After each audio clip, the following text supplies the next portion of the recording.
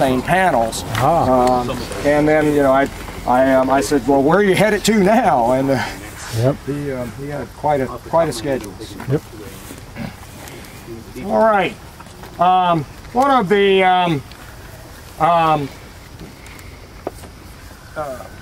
of the Federal detachments sent down here to get water is in the 86th Illinois, and Lieutenant Colonel David McGee will write in his report this event important enough to have included it. About this time, I detailed 2 men, this is just the beginning of the skirmish that morning, from each company, which detail I placed under the command of First Lieutenant William D. Faulkner, Company D, to procure water from a spring immediately outside of our skirmishers. He proceeded on this perilous duty and succeeded in reaching the spring and filling a few canteens with water, but did it under a galling fire from the rebel line, then advancing upon our skirmishers, who stood like a wall of fire between the enemy and our front. The water party were soon compelled to fall back, which they did in good order, and as the rebels opened artillery upon them, compelling them to seek shelter in the woods, not, however, until they had paid their compliments to the Rebs in the shape of a few well-directed fires from their Enfield rifles. Lieutenant Faulkner succeeded in joining the regiment again with all of his command, except Andrew Peters, a private in Company H, who continued too long in the good work and allowed the Rebs to approach him so close as to capture him, and is now a prisoner in their hands. That skirmish that has begun is the probing by the First Georgia Cavalry of the Federals that they had contact with late that night. It began when a detachment of a small scouting party or detachment of the 1st Georgia was sent forward. A short time before daylight, says Shropshire of the 1st Georgia Cavalry, Colonel Morrison called on my captain for 1 sergeant and 6 men mounted. Sergeant J.B. Walker and 6 men volunteered, the writer being of the number. As it became light enough for objects as large as a man to be seen in 50 yards, we mounted. Colonel Morrison directed us to move forward and find the Yankees, and ascertain whether large or small force, infantry or cavalry, and etc. We cautiously proceeded, eyes wide open, and ears attuned to the slightest sound. On reaching the point where Company G was fired into, the early part of the night, we discovered that the enemy had fallen back from that position. Friend or foe was not seen, nor sound of any kind heard. Moving on a short distance, and on reaching the top of a small hill, about 200 yards in front, now was seen the Federals at a steam sawmill. A fire had been kindled and was blazing brightly, the blaze reaching up some 2 or 3 feet high, and quite a crowd were gathering near it, as the morning was frosty and chilly.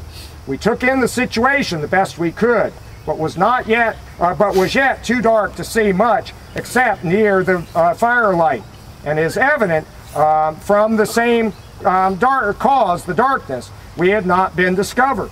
At this time, there was not a sound of any kind to be heard, and had not been for hours. We decided to fire into the squad around the fire. Sergeant J.B. Walker being just a little the quickest, his gun peeled forth first. Just an instant of time, but all the same, the first. The 6 guns rang out almost as one. The report of these guns must have echoed around for miles, awakening both Yanks and Rebs from their beauty sleep. For in a short time, one of General Pegram's staff dashed up to us to learn the cause of the firing. And if that staff officer is living, will verify this statement. In a few minutes, Rebs and Yanks could be seen moving around generally, and it was only a matter of a short time before firing could be heard all down the line. Not heavy is true. The above statement I know to be absolutely true, for I saw and took part in all I have written, and these first guns brought on the engagement, I think hastened it by 1 day. With better evidence of Federals here, the 1st Georgia Cavalry is pushed forward and will engage the Federal skirmishers who are now facing to the south. Part of that skirmish line, the right flank of the 86th Illinois skirmish line, is commanded by Captain Allen Fenstock. He had recently been elected to be major of the 86th Illinois, but he had not yet been officially confirmed in that position and was still acting as just company commander on this morning of the 19th of September. He relates that morning on the skirmish line, Saturday morning, clear and cold, up early, built a small fire, roasted a piece of meat on a stick, eat it and some hardtack. No chance to get any water. My company was ordered as skirmishers. We crossed the hollow and up the hill. We soon discovered the rebel cavalry, got my men in good position, let the cavalry approach within 100 yards, when we gave them a broadside. They had not discovered our position. We soon cleared our front. They then ran up a small battery and commenced shelling us, doing no damage. In a short time, they deployed and came for us in 3 lines. In the meantime, our brigade in our rear received orders to get back to the rear as quick as possible. I let their skirmishers come close when I gave the order to fire and load as we moved back down the hill. I had only 1 slightly wounded. Company B on my left lost 4. Company H, 1 man captured. As we were ascending the hill, the rebel skirmish line was running down the other side. 2 rebels in line ordered me to surrender. You Yankee son of a bee. I did not appreciate such language, for they both drew their guns on me and fired. 1 ball struck close behind me, the other in front. And I jumped behind a small tree and leveled my Henry rifle. Out of his own pocket, he had purchased a Henry rifle. At the small man. He jumped behind a bush, so shot at the large man in the frock coat. Barney Frice on my left says to me, "You got him." My men fired 10 rounds, and when we got back to where we left the brigade, it was gone. With the increasing skirmish, more of Davidson's brigade is brought forward, dismounted, and added into the fight. Attached to Davidson's brigade is Huwald's battery of artillery, armed with 2 12-pound mountain howitzers and 2 2.5-inch mountain rifles. And they will deploy and begin to fire in support. It is one of their projectiles going through the treetops that frightened the driver of the veterinary vehicle of Battery I, 2nd Illinois Light Artillery, and sent him scurrying to the rear in a much more rapid fashion. As the Confederate cavalry pushes up and finds McCook going off in that direction, Huwald will move up and deploy his battery at the edge of the woods. And once there were 2 12-pound mountain howitzers on display over there marking that battery position. You can still find the stones that supported the base of the carriages, but they're not there today. One of them is out in front of the east side of the Visitor Center complex today. The other one was stolen. We don't know where that is today. No. But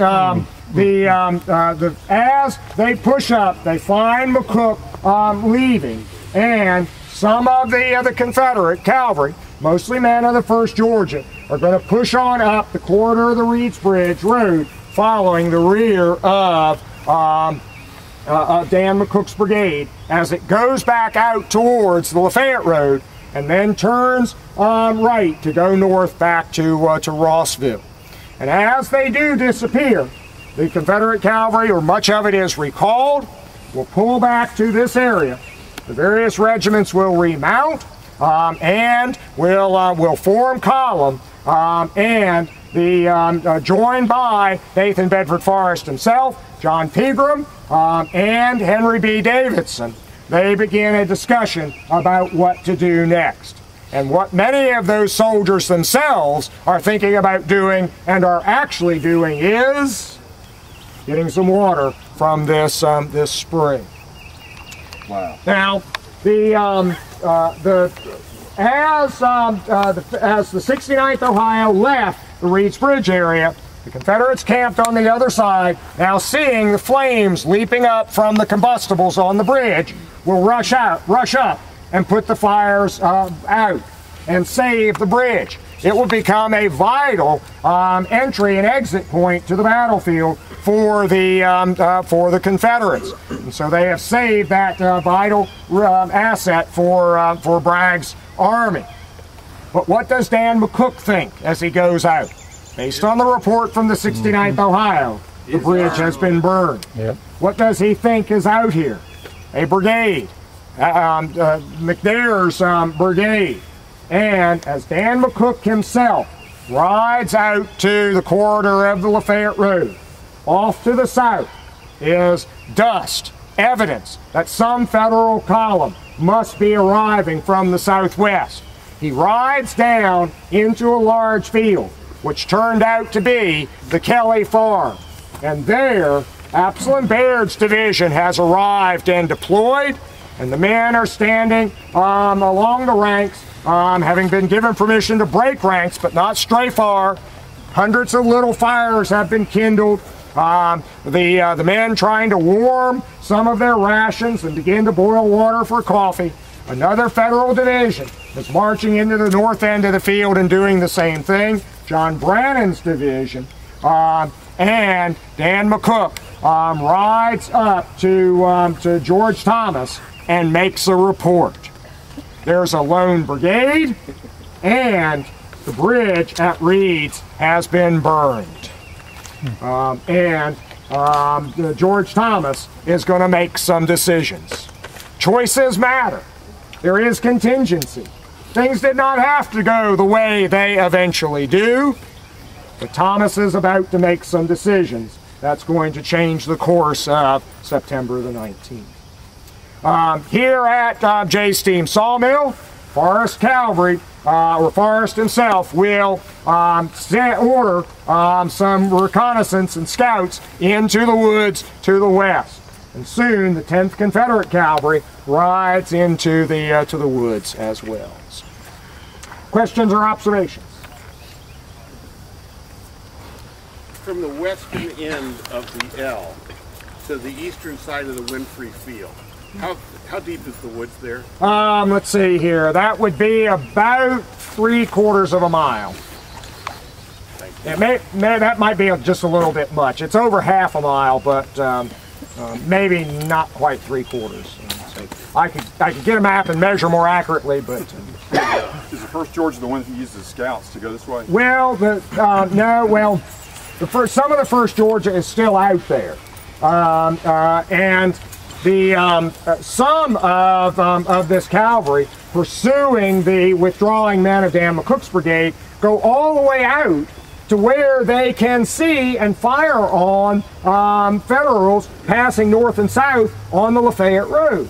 Now, whether or not these are just some overeager members of the 1st Georgia Cavalry, whether or not this is some specifically detached company out on that mission, whether this is some sort of a little scout organization within Pegram's brigade that we don't really know about, who these guys are is just not known, but they're probably associated with the 1st Georgia Cavalry. And they may just be overeager members of that outfit. Discipline in the Confederate cavalry is, well, let's see, about the best grade you could give it would be poor. And so it may just be guys who have, the enemy's going that way, we're going after it. But the 1st Georgia is mostly operating up on the corridor of the Reed's Bridge Road, pushing off to the west or northwest. Dave, anything you wanted to add about that? Just that the 10th Confederate is the Confederate cavalry regiment that goes into the woods due west.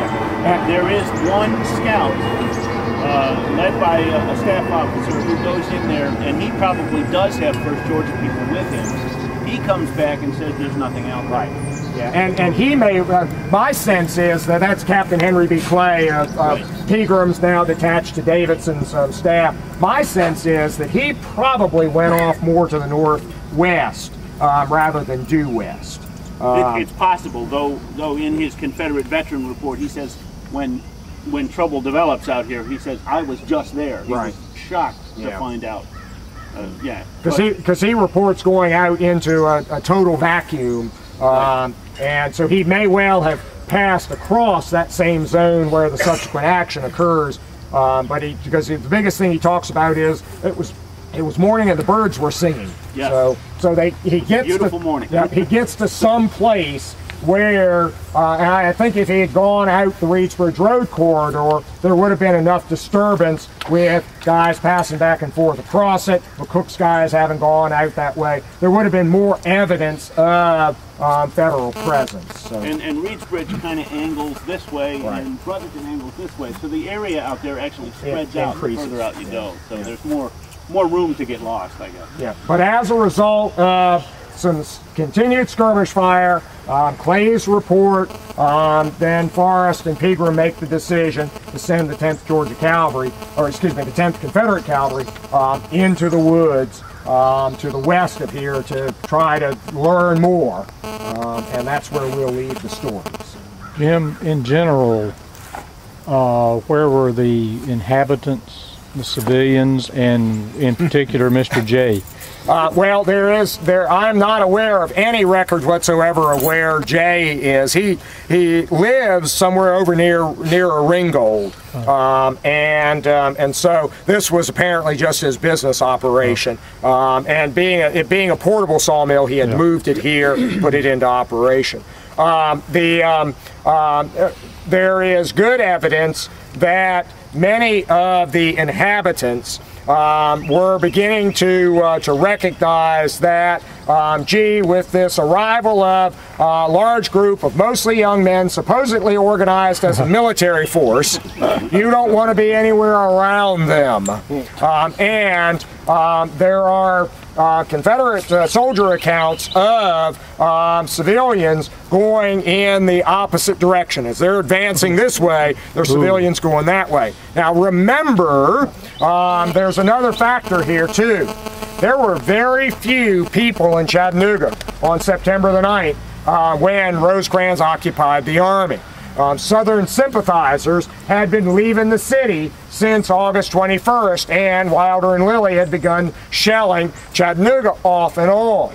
And so there are people who have been pushed down into this area, and some of them were undoubtedly Kentuckians and Middle Tennesseans who had previously been pushed out of Southern sympathizer Kentuckians and Middle Tennesseans. They'd been pushed out of Kentucky into Middle Tennessee, then they'd been pushed to Chattanooga, and now they're pushed on even further to the south. There's a woman at least badly injured at Reedsbridge on September the 18th, said to be a Mrs. Reed, but when you do the Reed family genealogy, as Ms. Shirley has, there are no missing female Reeds in the family tree. She's probably just a refugee from somewhere else who has taken shelter in a building on the Reed farmstead and becomes injured on the 18th.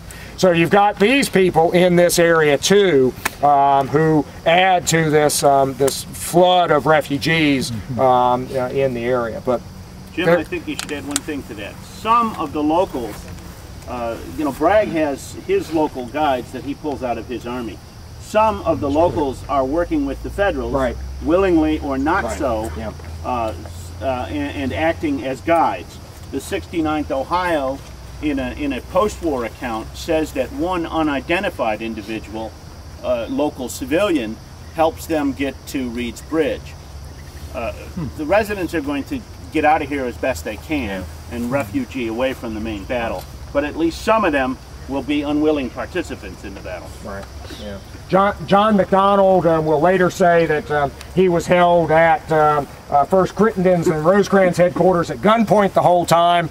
But when Rosecrans command post broke up on midday on September the 20th, guess who did not take that opportunity to disassociate himself from Rosecrans headquarters, and guess where he is in the late days of September? In Chattanooga. There is divided sentiment in this region, and so both sides can potentially be getting intelligence from the local community. Of course, just as we are experiencing this very second in Afghanistan, we hear something from a civilian, and what? Whose side is he really on? Whose side is he really on? Is it true? Is it accurate? It might be. What's the purpose of the intelligence? Maybe he's mad at the person he's informing on. So it's just one of the great challenges being a military leader. Notice again, I did not say officer, because today leadership is being pushed down to lower and lower and lower levels. All righty. Well, our time here has expired, for those of you all who are going on to the 8:30 Not Alone Brigade, please return to your automobiles, and without hitting anyone or anything, come to the intersection here with Brotherton Road, turn west, and go down Brotherton Road less than a mile, and you will hopefully, since they should be awake up here now, see people directing you into the Winfrey Field to park for Not Alone Brigade, and like a pack of wolves, and the battle moves south. There's